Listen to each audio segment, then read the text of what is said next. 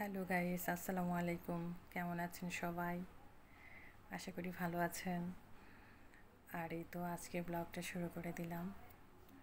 ওর বাবা সকালে বাজারে চলে গিয়েছিল আর কিছু মাছ নিয়ে এসছে।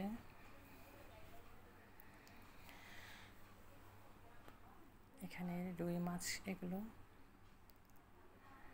আর একটা বড় সাইজের কাতল মাছ নিয়ে আসছে।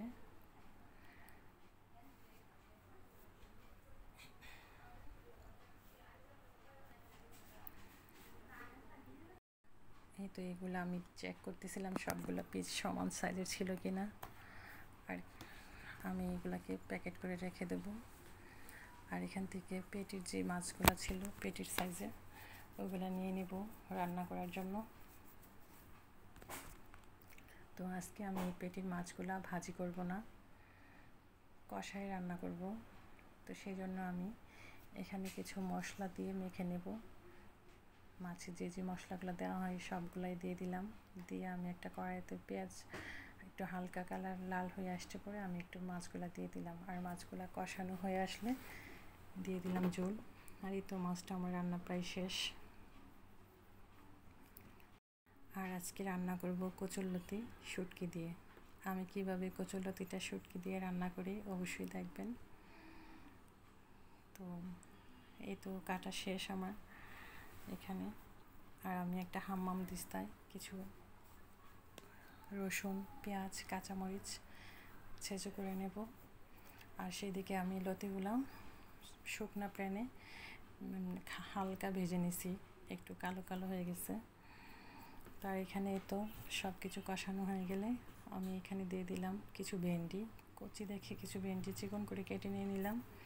ভেন্ডি লতির সাথে ভালো যায়। আর এই তো যেন গলায় না ধরে আমি কিছু লেবুর রস দিয়ে দিলাম। এইভাবেই আমি কচুলতিটা রান্না করে থাকি, খেতে অনেক ভালো লাগে। আর এই তো আজকে আর করলাম আপনার কাঁচা কলার ভর্তা তৈরি করব। এই তো সব কিছু আমি একসাথে মেখে নিলাম।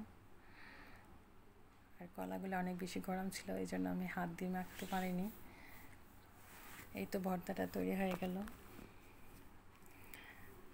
দুপুরবেলা ওর বাবা আবার বাইরে গিয়েছিল, তো আসার সময় আবার কিছু দুইটা জাম্বুরা আর কিছু আম, কলা এগুলো নিয়ে আসছে। তো এগুলো আমি সুন্দর করে গুছিয়ে রেখে দিচ্ছিলাম।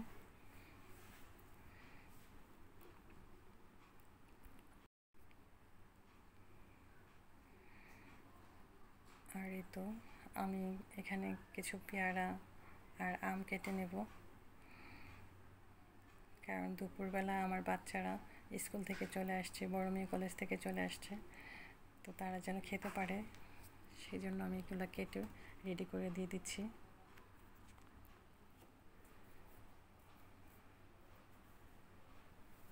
এই তো আমার সবগুলা কাটা শেষ।